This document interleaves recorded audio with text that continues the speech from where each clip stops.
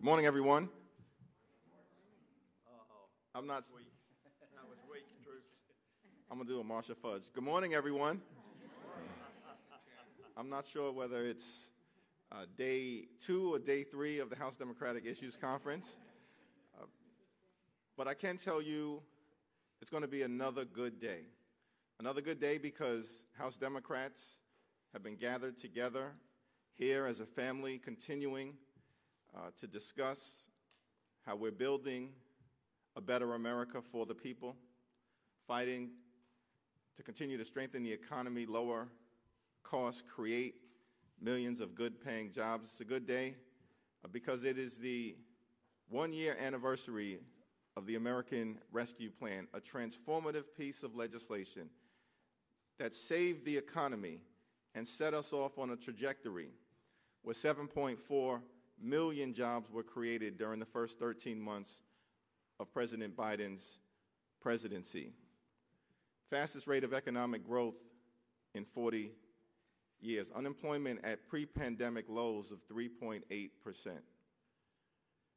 And so we're thankful that President Biden, House Democrats led by Speaker Pelosi, and Senate Democrats were able to come together, pass this transformative piece of legislation, and set us off on a course where we're continuing to make progress for the American people. Still have challenges that we are working to resolve, but making progress for the American people. And lastly, it's a good day because we're going to hear from President Joe Biden as he articulates his continuing vision for lifting up everyday Americans, for lowering costs, making their lives the best that it can possibly be, ensuring that we can, in every single zip code across America, have opportunity and prosperity, and that the American people can pursue that great American dream.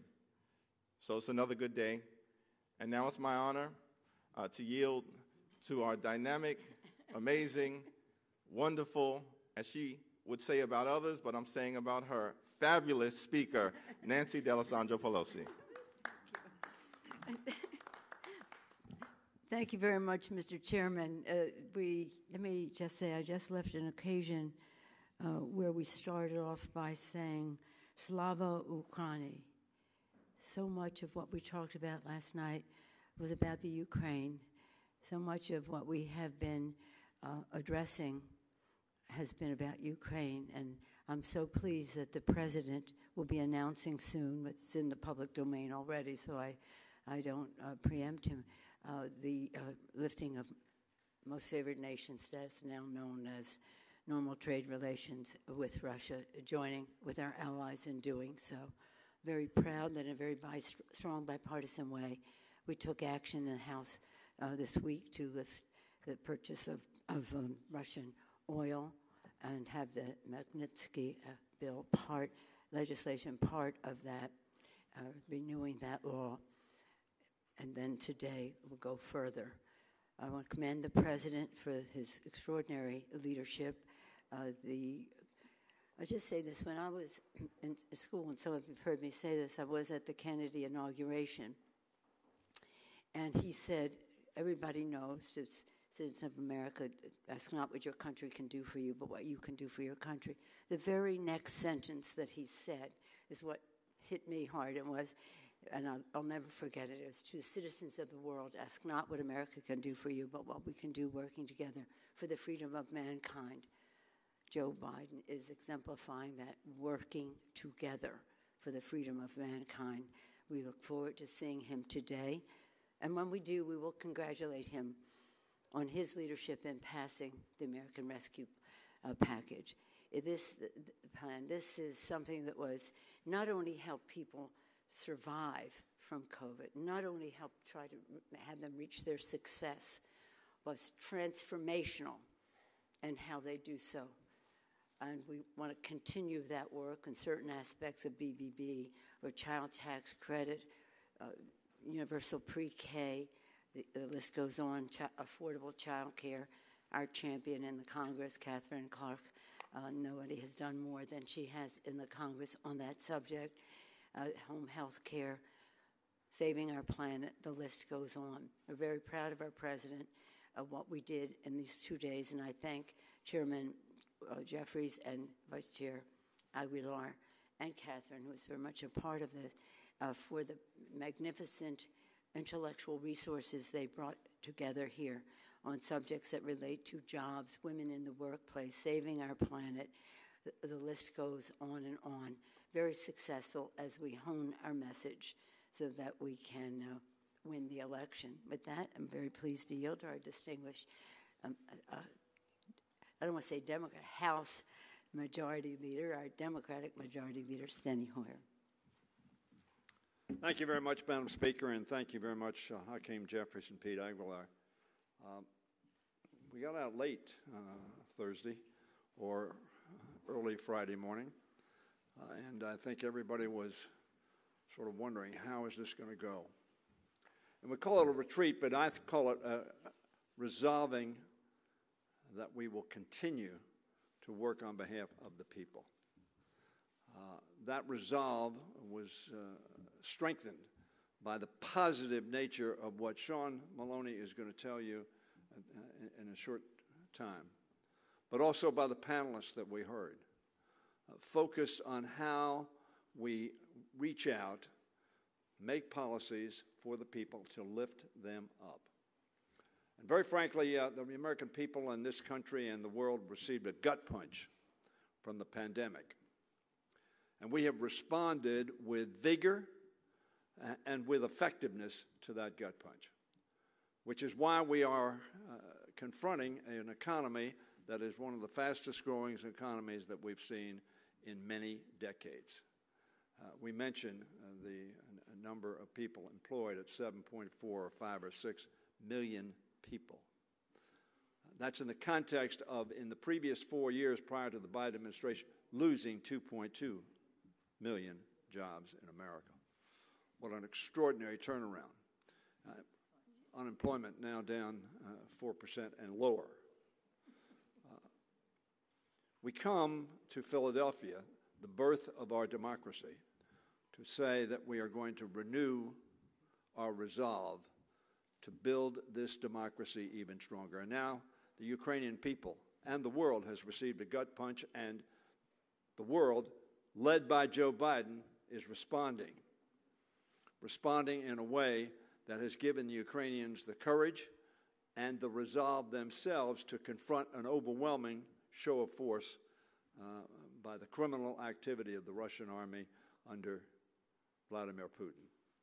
And I know that I speak for all of our caucus saying that we are not going to flag in our commitment to making sure that the American people and the global community stays together and lifts ourselves up. I know that the President of the United States is going to come here and has empathy for the American people because they're being challenged by inflation. And yes, he said in the State of the Union, we're going to bring those costs down. And we're going to continue to fight for the Competes Act. We're going to continue to find the Build Better Act. And I hope all of you have noticed in this Congress over the last 18 months the unity of purpose and actions of the Democratic Party for the people. I now yield to the whip from South Carolina, an extraordinary leader, a great civil rights leader, and a leader for the people, the gentleman from South Carolina, Jim Clyburn. Thank you very much, Mr. Leader, Madam Speaker, Mr. Chairman, Mr. Vice Chair, Assistant Speaker, Chairman. The Speaker often quotes from that little pamphlet, The Crisis, written by Thomas Paine, when she utters, "The times have found us." I tend to go to another portion of that little pamphlet when I'm trying to gather the challenges before us. And if you remember, Thomas Paine wrote that pamphlet when we were trying to give birth to this great country.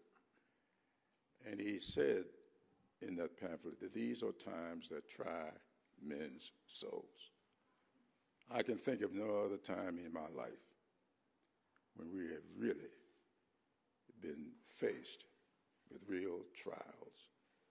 When we look at what's happening around the world, that we all have emotionally attached ourselves to, the challenges that we've had coming back from COVID-19, and the future for our children, our grandchildren. These are times to try men's souls. But what I am pleased with is the fact that these people that I'm standing with, these people who we're meeting with, are not summer soldiers. They're not sunshine patriots. They are measuring up to these times. And I think that when we leave this retreat, or whatever study we wish to call it, we are going to rededicate ourselves to making this country and all of its greatness accessible and affordable for all of its citizens. And with that, I'm pleased to yield to the Assistant Leader, Catherine Clark. Thank you so much, Mr. Whip. It is so good to be here with Speaker Pelosi, Majority Leader Hoyer, our DCCC Chair, and a special congratulations to Chairman Hakeem Jeffries and Vice Chairman Pete Aguilar for truly bringing together an incredible issues conference under tough circumstances, and we appreciate it. And as we stand here today, on this anniversary of the American Rescue Plan and anticipating a visit and words from our president, it really is about a focus on the American family. And that is what we have heard throughout this conference, reaffirming that this is not about Wall Street, it's about Main Street. It's about rebuilding our schools, not prisons. It's about making sure that we put the American family and how they meet this time of great challenge with great progress. And that's exactly what the American Rescue Plan did. And I can tell you, as I travel around my district and meet with families that are now saving money on their health care because we allowed them to expand those health care options, who are saving money on their energy bills because of the weatherization programs we put into place, the child care providers and the moms who saw a collapse of a system of care that they need to get to work, and there won't be an economic recovery without women in this economy. They are seeing that $40 billion that was in the American Rescue Plan come to work and make that connection. We see the American people, we see the American family, and they are our priority. And this agenda came out of conversations that President Biden had with Americans across our great nation.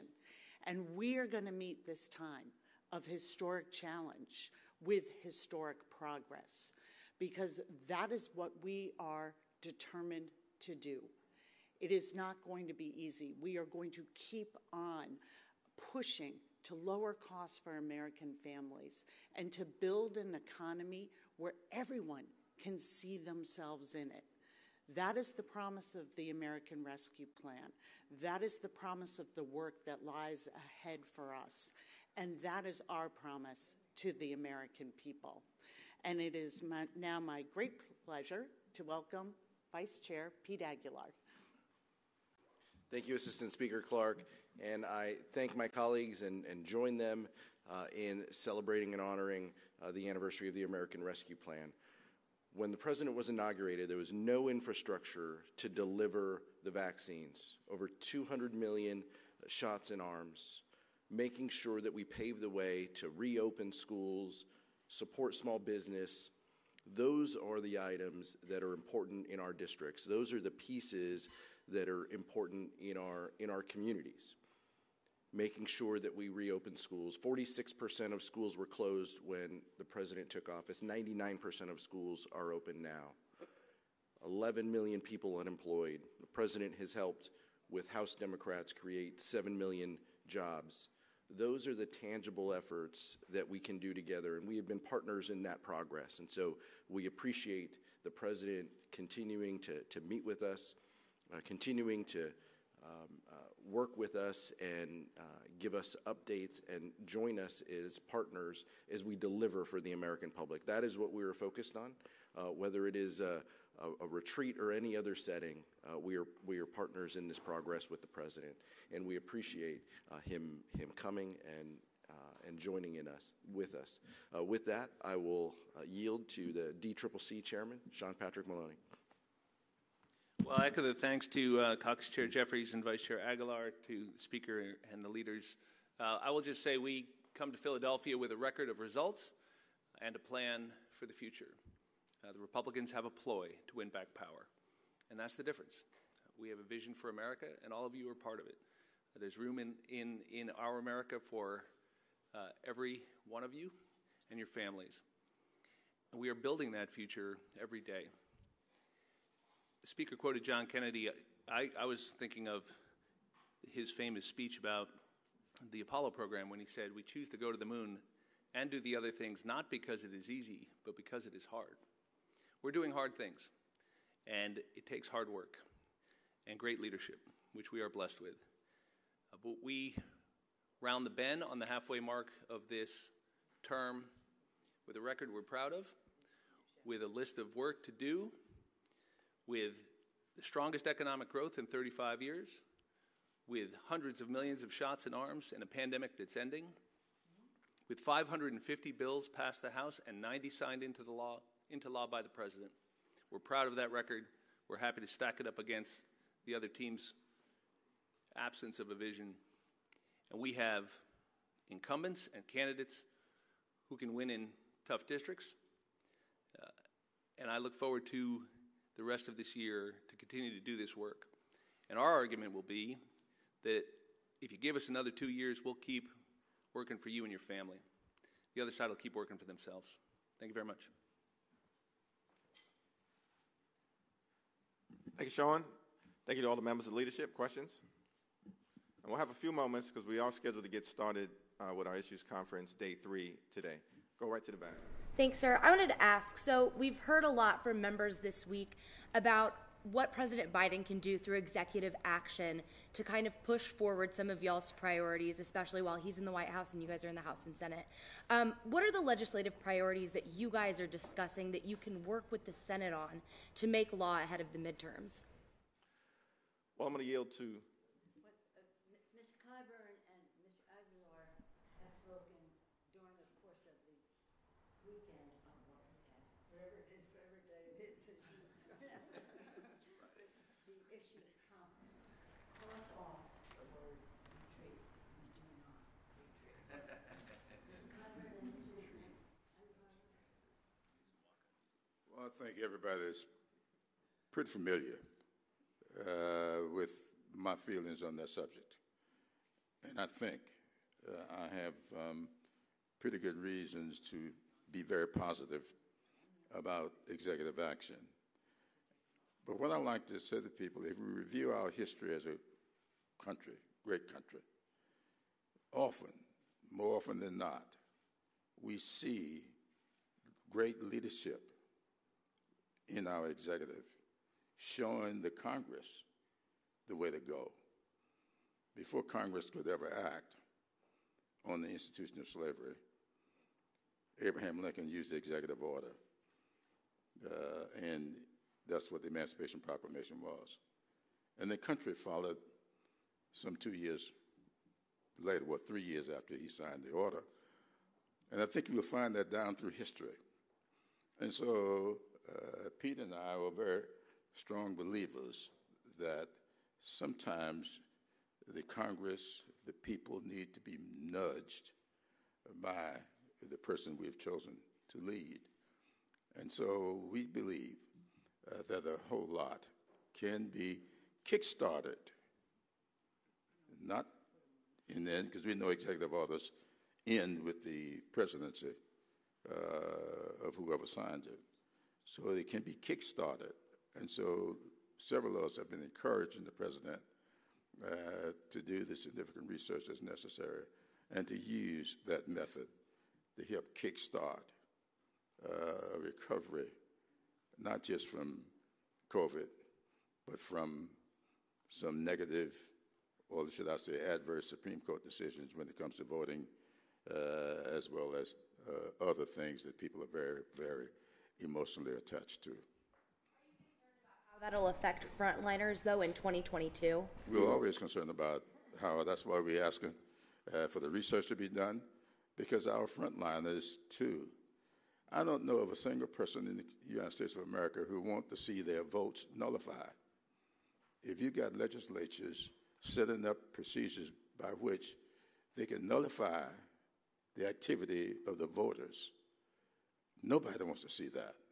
So nullification, interposition, these are things that Martin Luther King Jr. spoke about very eloquently, but we're experiencing today, and I don't know that frontliners will want to expose themselves to a campaign and have their supporters' votes nullified. I'll just say briefly, and you heard yesterday from Chairman Ruiz when it comes to this, the Congressional Hispanic Caucus has been a supporter, just like the whip, that sometimes some items deserve executive action, and specifically when it comes to honoring our commitment as a nation of immigrants, making sure that we stay true to honor the rule of law and to make sure that we are a country that welcomes individuals. We support TPS for individuals for Ukraine, but we also want to make sure that we have a broader conversation about what we're doing to support immigrants who are fleeing violence, who are fleeing oppression, and who have their lives threatened each and every day. So we do feel that there is a role for executive action, and we plan to have those conversations. We are always mindful. As a former frontliner, I'm always mindful about how our colleagues feel, and we will make sure that we have discussions with our colleagues each and every step of the way to make sure everyone is a part of the discussion moving forward. But there is a role for executive action on so many important topics, like the whip said, that affect our country and affect our safety.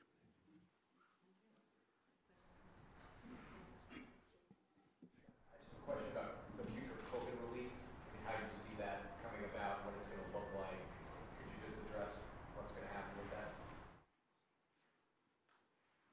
Yes, I'm happy to address that, but first I want to quote a Republican president, since I quoted John F. Kennedy, in relationship to executive action.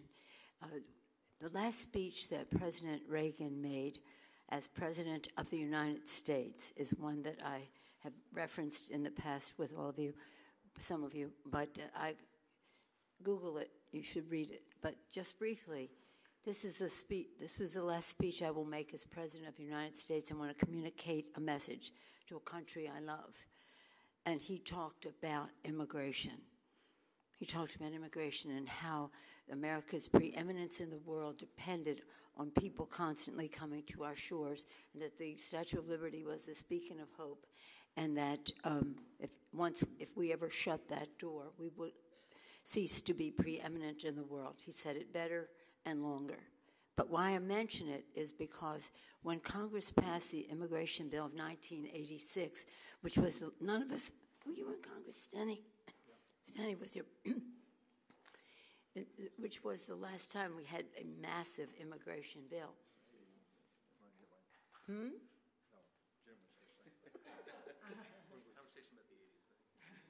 So he didn't. Now Congress passed the bill, and the president said, decided Congress had not gone far enough. So by executive order, he did family fairness. He expanded what would happen in terms of immigration. George Herbert Walker Bush continued that. And so Ronald Reagan, immigration executive order. So there is a precedent for that. Well, we continue to have a need in terms of addressing COVID. The important part of it, as the president has said, and that we agree, is that we have new therapies that can intervene almost immediately, different science, just pills rather than things that have to be frozen sub-zero and with small, short shelf life. So we have to be able to afford to buy more of these because they intervene early. When they intervene early, they hopefully prevent the spread. The transmission is where new new variants come forth. So in other words, what we want is no new variant, but we want to be able to address, remedy the situation for those in early stages so that it doesn't take us to a different place. What the president was asking for in the legislation was a good start. It wasn't everything, so we would have needed to do more anyway. And it is, and we will, and it will be about more funding for those early therapies that we need. And we were going to introduce it. Was that last night or the night before last? But it got to be the next morning, so we will be introducing the legislation next week. Well, we'll see. Right now, we have already shaped the bill. It's already been approved by the Rules Committee. So what we have in the bill there is what we'll go forward with now, but with the idea that we want more. And really important in all of this is our responsibility to the rest of the world. We all know that unless we're all safe, none of us is safe. And we do have a responsibility to help spread some of these therapies, especially those now that are more easily sent to countries because, again, they have a longer shelf life and they don't need to be super frozen. We can't ignore our responsibilities to the rest of the world, but we also need to honor our responsibilities at home.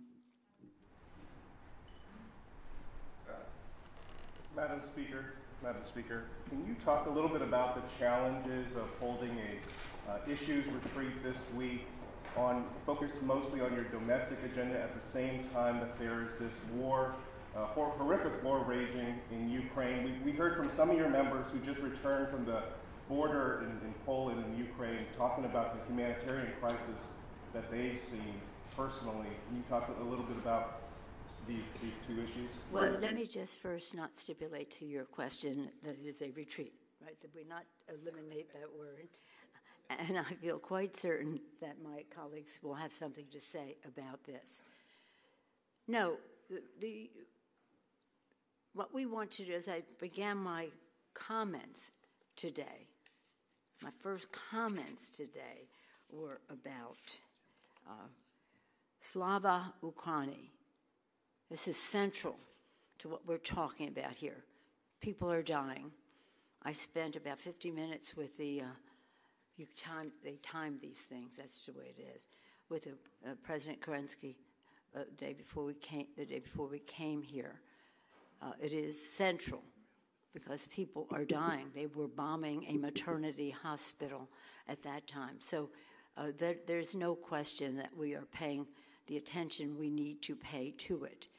Today, our president will also put forth a request for us to bring to the floor, as we prepare to do next week, working in a bipartisan way, hoping to do it under suspension because we have that much support for terminating I call it most favored nation status. They've given it a euphemism, so it doesn't sound so whatever.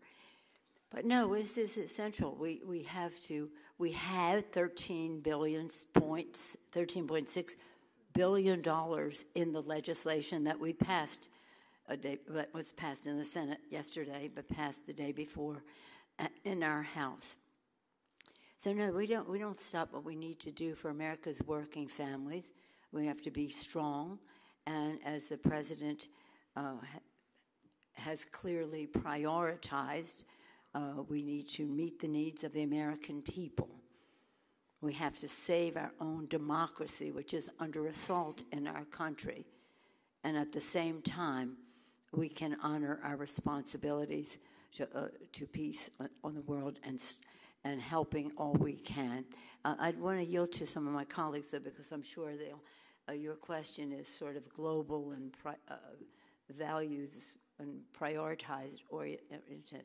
I have every I wish you could have seen last night to see. I wish you could have seen, but not that much. I don't wish you could have seen, or you'd have been there. But perhaps we'll do it again. Sarah Jacobs presided over a a moderated conversation with the Secretary of Homeland Security and former Ambassador Mike McFaul. It was fabulous, and it was presided over by Steny Hoyer, so I'm going to yield to him on that score. Thank you. I just was going to say, one of the major presentations in this conference, this renewal of resolve, as I call it, rather than a retreat, was about Ukraine. I spoke about the general, broader picture of our responsibility and the threat to our democracy that the Putin criminal invasion of Ukraine presents.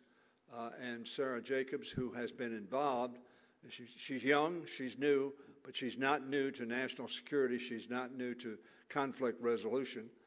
And Secretary Mayorkas, who has been given the responsibility by the President of the United States to, from the Homeland Security standpoint, respond and guard against the Russian either cyber security issues, misinformation, involvement in our elections, et cetera, et cetera. And then Ambassador McFaul, of course, spoke of the Russian psychology, the Russian condition, and he made a very important point that this is Putin's war, not the Russian people's war. He believes, he said, that the Russian people, if they were given the information, and of course Putin is doing everything he can possible to preclude the Russian people from getting the information of the tragedy and atrocity that is occurring in Ukraine. But it was the last thing we did last night, and 2 hours of debate, discussion, and resolve on this issue. And the members' participation. What? The members. Yeah, the members. A lot of questions asked, a lot of presentation with respect to we need to make sure that we do everything we can, short of risking a world war, which I think there is a consensus that risk needs to be avoided, while at the same time giving all the resources and humanitarian relief to Ukraine that it needs.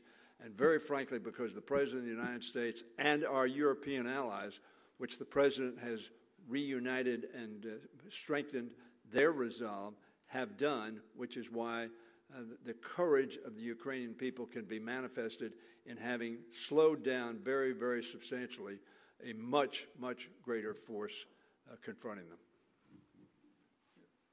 If I may, Steny and I just returned, well, last weekend we spent down at Selma and Birmingham and Montgomery.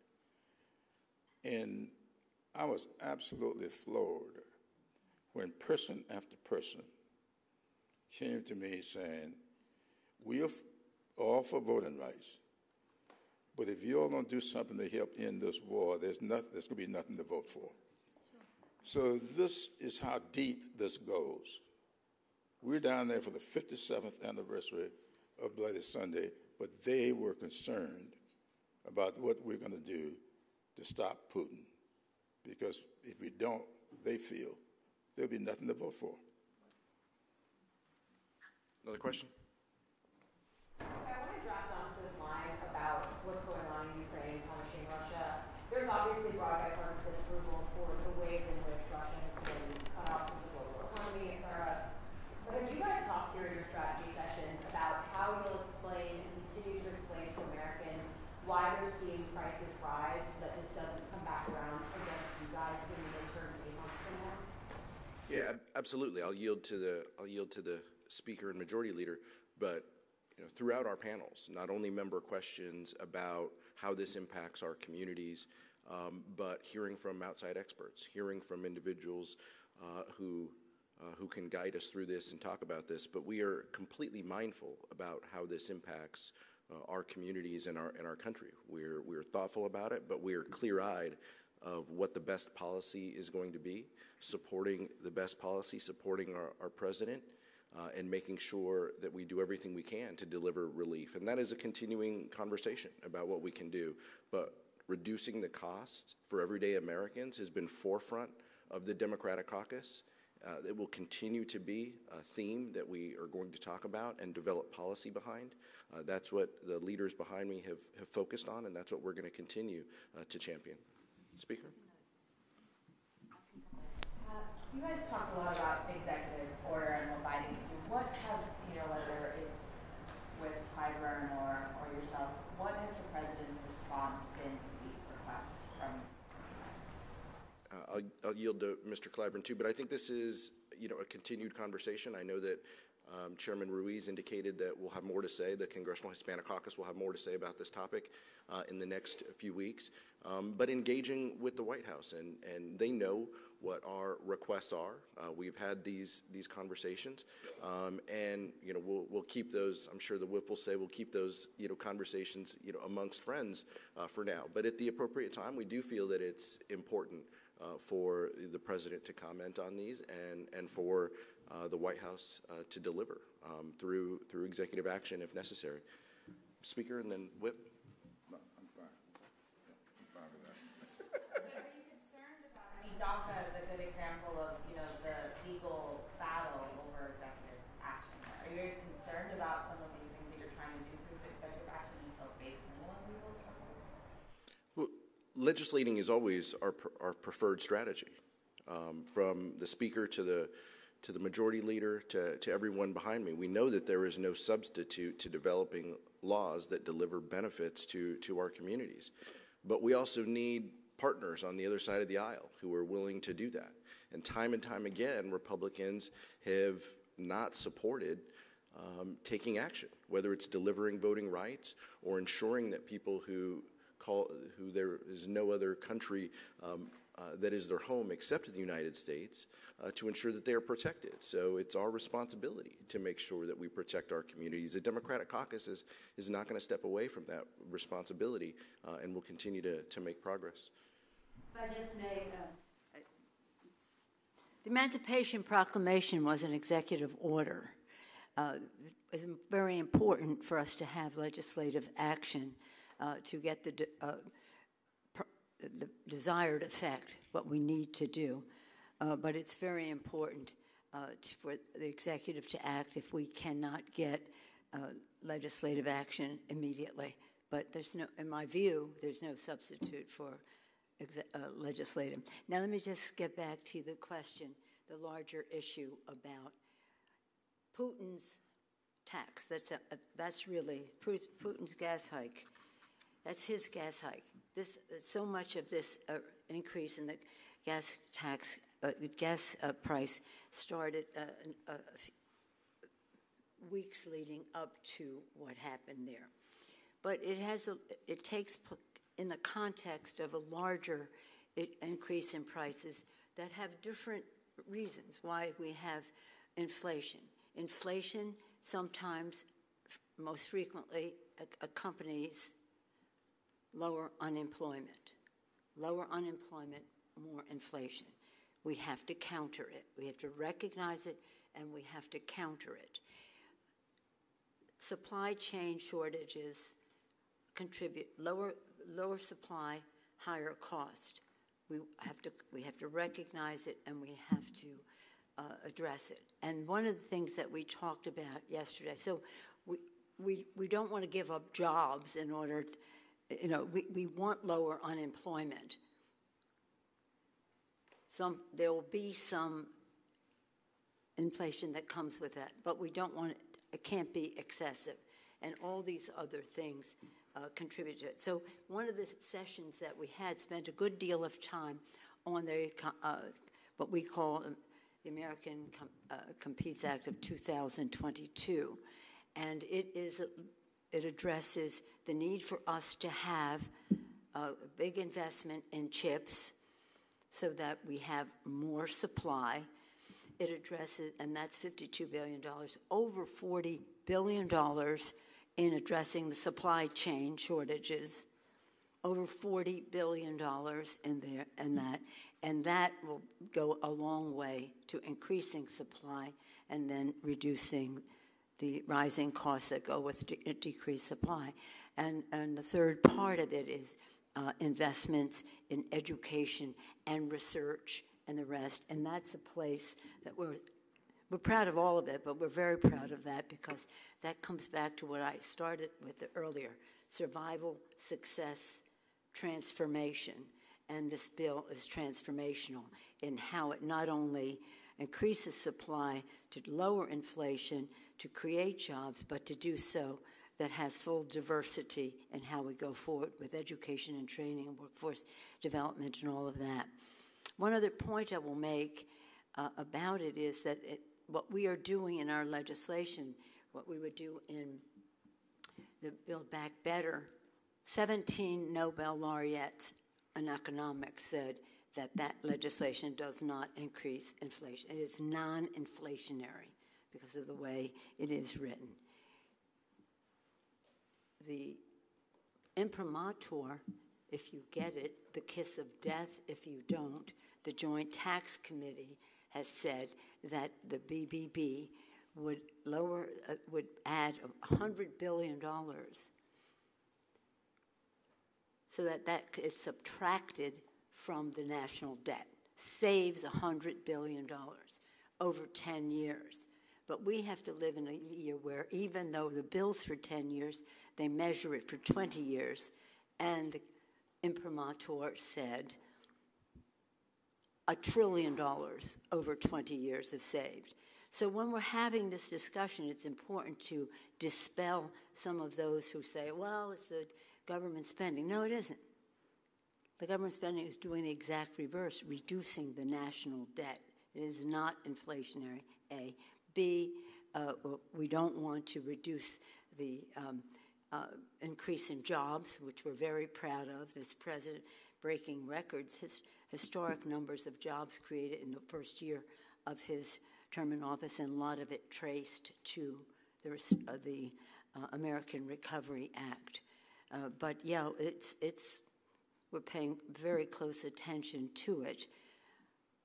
But this starts with Putin because global inflation, for reasons beyond the gas price, global inflation is something that we have to deal with globally, but we have our responsibility to deal with it at home, and we have legislation that does just that by increasing supply and, again, creating jobs in a way that is not adding to inflation. Mr. Pollard?